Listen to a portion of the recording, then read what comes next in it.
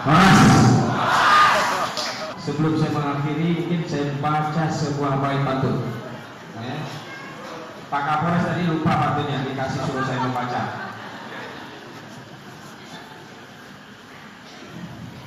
Melempar sauh ke tengah lautan, agar tak hanyut di ayun gelombang.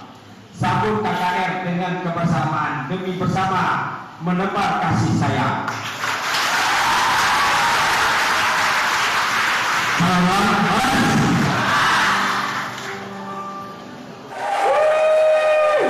Silakan duduk, Bapak Ibu Shalom. Saya bersyukur pada Tuhan.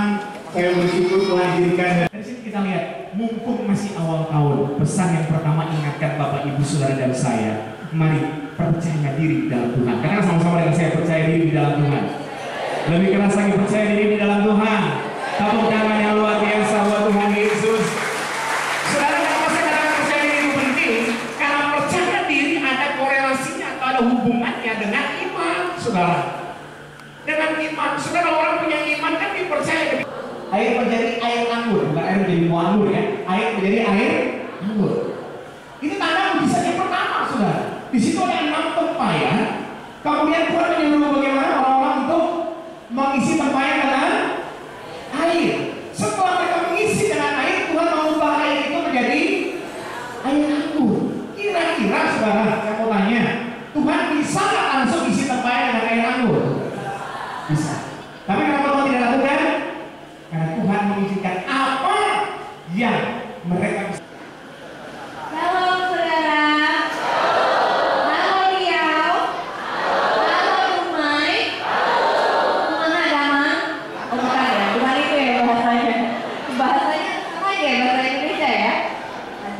Bapak-bapak, ibu-ibu, adik-adik, lapar nggak? Saya juga lapar. Saya harus tahan-tahan, soalnya harus diet. Jadi ya udah lihat aja. Saudara, saya mau mulai ya. Saya datang dari keluarga yang belum mengenal Kristus, dan keluarga saya semuanya rata-rata ya belum menjadi pengikut Kristus. Pertama kali saya ketemu Tuhan itu pas waktu saya umur 23 tahun. Masalahnya itu simpel banget sebenarnya, tapi Tuhan bisa memakai banyak sekali cara untuk kita berjumpa secara pribadi sama Tuhan. Amin. Saya ketemu sama Tuhan Yesus gara-garanya putus cinta. Kalau saudara jangan ketemu sama Tuhan gara-gara cerai, gengong, ya. Jangan sampai. Kalau masih pacaran, terus putus, ketemu sama Tuhan, bagus. Ganti lagi pacarnya. Berarti dia bukan dari Tuhan. Jadi saudara, pas waktu itu umur saya 23 tahun. Saat itu saya berjumpa secara pribadi sama Tuhan pas waktu saya lagi sakit. Sebenarnya nama sakit saya pas waktu itu bronchiectasis. Tapi pada saat itu sebenarnya sakit yang ditimbulkan itu karena sakit hati, saudara. Siapa di sini yang sakit hati? Terus dipiara. Ayo. Yang tawanya bibir yang paling lebar itu pasti yang paling sakit hati. Maka biasanya nih yang sakit-sakit hati ini ibu-ibu, ya kan? Baperan. Nonton Goblin baper. Nonton sinetron Turki baper, ya kan? Jadi nanti kalau pasangannya melakukan seperti yang itu langsung baper, kaitan, ya kan? Tapi habis itu perpecahan. Baik lagi, singkat cerita pas waktu itu saya ketemu sama Tuhan Yesus itu pas waktu ada John Hartman di misi. Jadi saya lagi di Singapura. Singkat cerita pas waktu itu saya mulai mengikuti dia berdoa, dan saya mulai mengikuti dia berdoa. Dan pada saat saya mulai mengikuti dia berdoa, itu yang namanya kebebasan secara roh, jiwa dan tubuh itu terjadi dalam hidup saya hanya dalam waktu 10 menit, gak sampai 10 menit.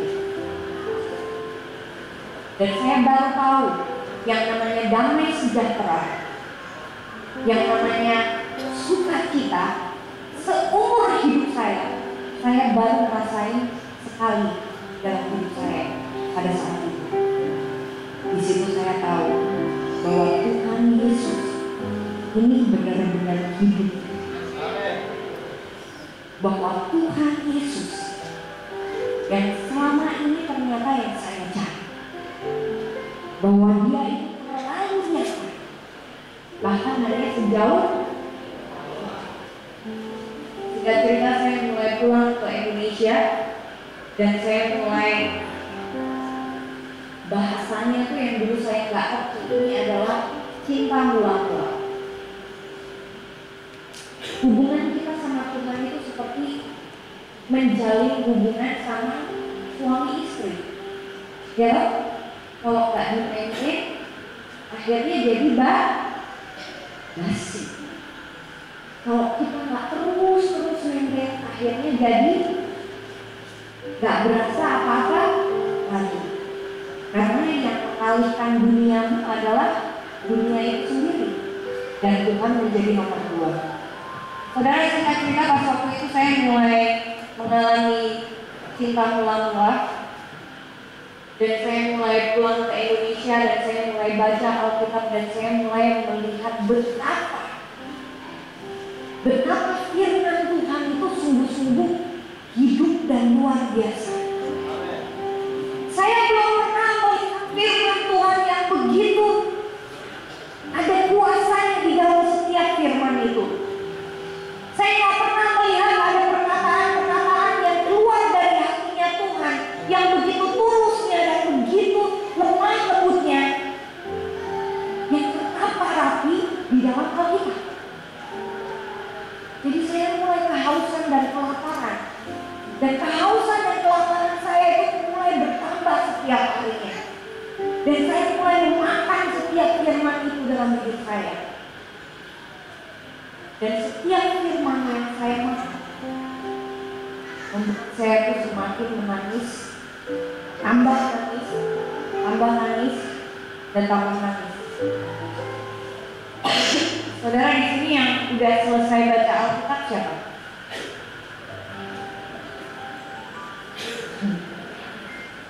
Kok dikit banget sih?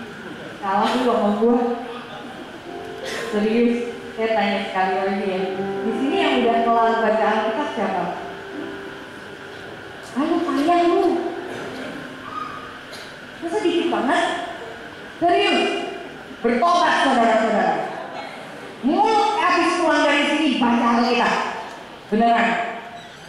Dari saya itu sampai sekarang, puji Tuhan, sehari saya baca 5 pasal. Kalau saya malas banget, saya buka YouTube. Saudara tahu YouTube? Tahu juga. Buka YouTube itu ada audio Bible, Alkitab suara. Kurang apa lagi coba? Sekali aja. Saya biasa dengerin Alkitab itu kalau saya biasa pagi-pagi sambil bikinin makanan buat anak saya kalau lagi sekolah, saya lagi ngerjain sesuatu, saya lagi olahraga, saya lagi beresin rumah, saya sambil membaca Alkitab. Dan itulah yang menimbulkan, makanya firman Tuhan bilang iman timbul dari pendengaran akan. Dan pada saat saya mulai pulang, akhirnya saya ketemulah laki-laki setan ini. Yang dulunya memang kayak setan saudara saya sama saya. Saya ketemu sama dia dan Tuhan pilih dia sebagai suami saya. Saya nggak tahu apa maksudnya. Saudara, singkat cerita, pada saat itu akhirnya suami saya menerima Tuhan Yesus. Jadi kalau ada gosip, oh nyapa ubah pindah Kristen gara-gara suaminya, itu hoax, itu bohong, jangan didengerin. Jadi pas waktu itu suami saya akhirnya terima Yesus. Singkat cerita kami menikah, dan singkat cerita suami saya mulai mengalami Tuhan lebih dahulu dari saya.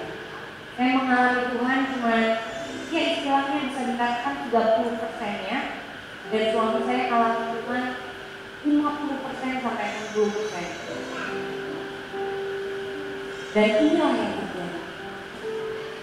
Pada saat saya melihat suami saya, dia begitu jatuh cinta. Setiap hari dia mendengarkan khotbah, dia mendengarkan firman Tuhan, dia memuji Tuhan, dia setiap hari dia menyembah sampai 5 jam. Biasanya dia puasa sampai Senin Kamis. Dia puasa sampai 3 hari puasa Esther, dia puasa Daniel, dia puasa terus. Sampai akhirnya yang tadinya setan jadi setengah mulai. Itulah Tuhan. Ajaib ya. Itu memang Tuhan. Makanya saya kalau melihat saya ya, saya bisa ngadepin apa-apa tuh tenang gitu. Kalau teman-teman saya bilang, kok ngejelasin itu dia, gue juga bingung. Kok bisa kayak gini ya? Ngerti nggak? Pada saat setiap orang lain atau orang dunia bilang, kok bisa sih? Dan di situ saya bilang, kok bisa sih Tuhan?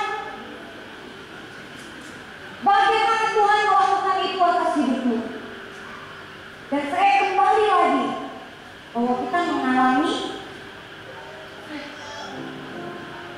pada saat kita mengalami Tuhan dan Tuhan ada di dalam kita dan kita ada di dalam Tuhan, saya percaya setiap masalahmu, apapun itu, seberat apapun, semua selesai saudara. Dan singkat cerita pada saat itu saya mulai melihat apa yang suami saya tabur dalam hidup saya. Sampai akhirnya suami saya jatuh. Kalau saudara tahunya, oh suaminya nakal, selingkuh. Baru kemarin buka, udah tahu nggak? Wah, makan. Hanya ibu-ibu kalau masih cuma diselingkuhin sekali 2 kali, jangan nangis. Kalah sama saya. Kayak gitu kok bangga. Saudara, pas waktu suami saya jatuh udah 6 tahun. Tapi 6 tahun itu adalah sekolah saya sama Tuhan. Saya tahu bahwa Tuhan tidak sengaja buat kamu dikasih masalah, enggak. Dia mengerti yang terbaik. Amin. Dia mengerti yang terbaik buat saya dan saudara. Dan pada saat itu saya mulai dididik sama Tuhan pas saya hamil 2 bulan. Dan di situ Tuhan hanya bilang, aku akan memperlihatkan kuasa Tuhan atas hidupmu. Jika kamu percaya dan kamu terus berjalan bersama aku. Dan sejak saat itu saya bersyukur banget saya punya mentor. Itu galaknya luar biasa. Mentor saya itu kalau saya bilang, Bu, saya sedih, saya ini Bu, pokoknya kalau saya mulai mengeluh, dia mulai teriak, di mana level kamu sekarang? Apakah kamu masih anak-anak? Atau kamu sudah beranjak dewasa? Di mana level kamu? Itu menentukan masalah kamu itu selesai dengan cepat atau lambat. Karena iman itu harus percaya walaupun tidak terlihat.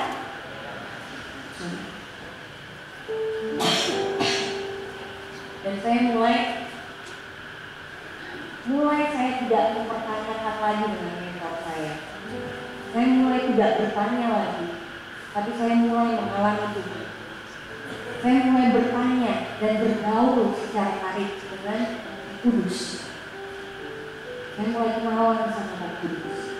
Saya mulai tanya sama Tuhan. Tuhan itu punya pribadi yang dia itu orangnya detail, saudara. Detail. Dia akan memberikan kita strategi. Ya kan? Makanya kalau sudah melihat sekarang banyak sekali anak-anak Tuhan yang lagi kelihatan terangnya, tapi serangannya juga gila. Tapi Tapi di situ saudara lihat kan bagaimana pembelaan Tuhan atas anak-anaknya. Di situ kita bisa lihat bahwa Allah kita itu Allah yang luar biasa dan Allah yang hidup. Dan saudara yang masih punya problem dan masalah seperti saya, jangan takut. Yang kita cari itu bukan perkenanan manusia. Kita mencari perkenanan penyembahanmu yang terbaik itu bukan pada saat kamu menyanyi besar-besaran di gereja, bukan pada saat engkau loncat-loncat di gereja. Walaupun iya, itu juga penyembahan.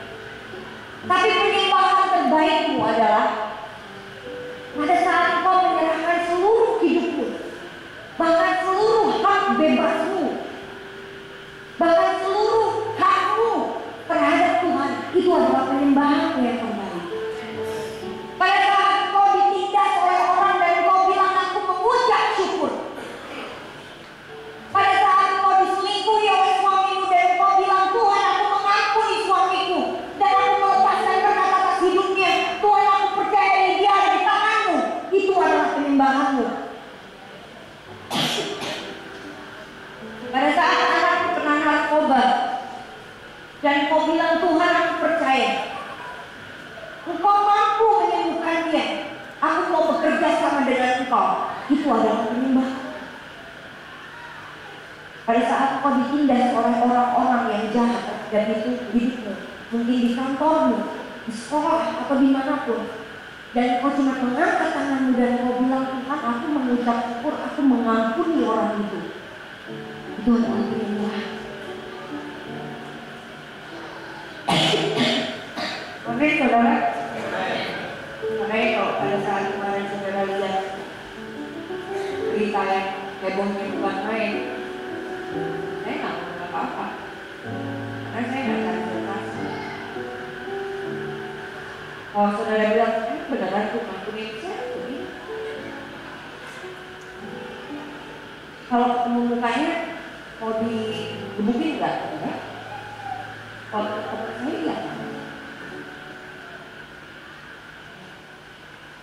Kok bisa sih? Itu bicara bagaimana kita berjalan sama Tuhan setiap hari.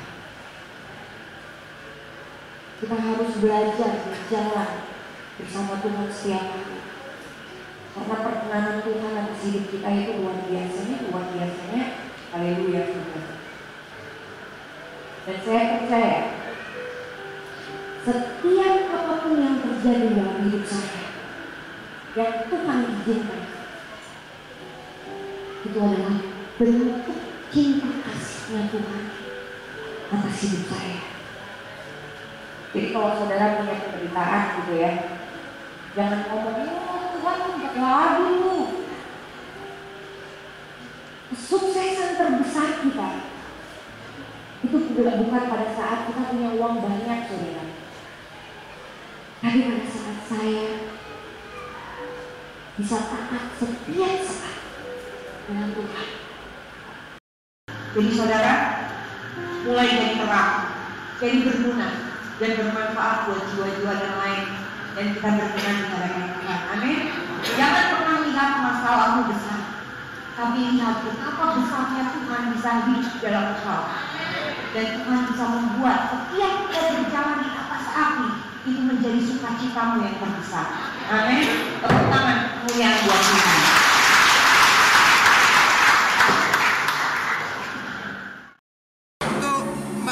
Terima kasih untuk kesiannya. Ya, luar biasa. Pastor Victor keren banget. Kita semua luar biasa. Tongkrongin kita terus di Extreme People. Salah. Terus bersama kami akan terus wisata kuliner.